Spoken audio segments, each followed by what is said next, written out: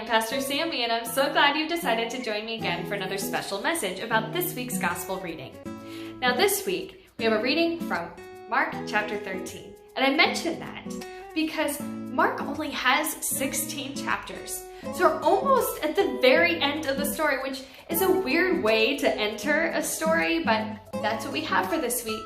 But it's also for a good reason, and I want to talk about that today. Jesus knows that his lifetime is coming to a close, and he feels this urgency to teach this important lesson to his followers, and that's what we get today. This is also the first Sunday of Advent, so welcome to Advent. This is the season where we get ready for Jesus to come to earth.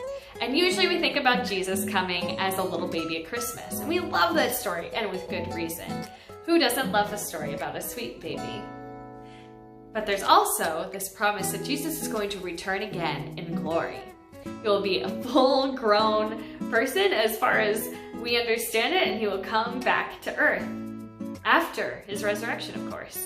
We don't think about that too often, but that's a promise that Jesus makes. And that's what our reading for today is all about. Getting ready for Jesus to come in glory. Jesus instructs us to be alert, to keep awake, to watch. I think sometimes we grow weary of this. We don't really think about it all the time. Because Jesus said that he was going to come back 2,000 years ago, and it still hasn't happened. So maybe you think that Jesus isn't going to come back at all. Or maybe you think that he will someday, but probably not during my lifetime. I completely understand that feeling. I feel that way a lot of the time too. But the season of Advent reminds us that Jesus is inviting us to be ready, to keep alert, to keep watch.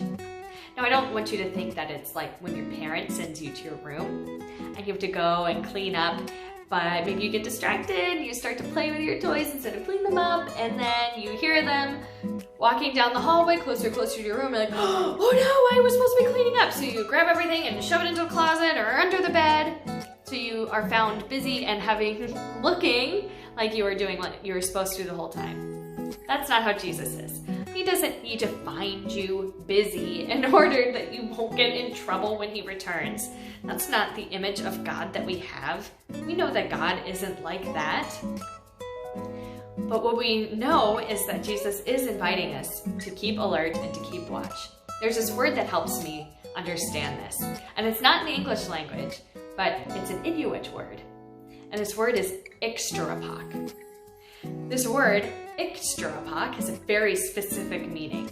It means waiting in eager anticipation for someone to come to your front door. Now, sadly, we don't really get to experience ikstrapak so much during a pandemic, but you know that feeling, don't you? When someone is coming to the door and you're so excited to see them, and so you go and check the window to see if they're coming down the street, and they're not there yet. So you go back to the kitchen, maybe finish getting ready or finish tidying up, and then you check your phone to see if they've sent you a message that they're on their way. And when you don't see anything, then maybe you go back, pace around, and straighten up a pillow or a blanket or put away another toy or something.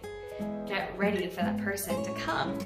You're going back and forth to the door in eager anticipation of their arrival. I love that image of what it could be like to wait for Jesus to return. I wonder what it would mean for you to prepare for Jesus to return. How you prepare your mind, how you prepare your heart, how you spend your time, how you treat others, how you want your community to look like, what you want your congregation to look like, what you want your life to look like when Jesus returns. Not out of fear, but out of hope. Because when Jesus returns, all will be made right. There will be no more suffering or sickness or death. And that is something that we certainly hope for, especially in these times.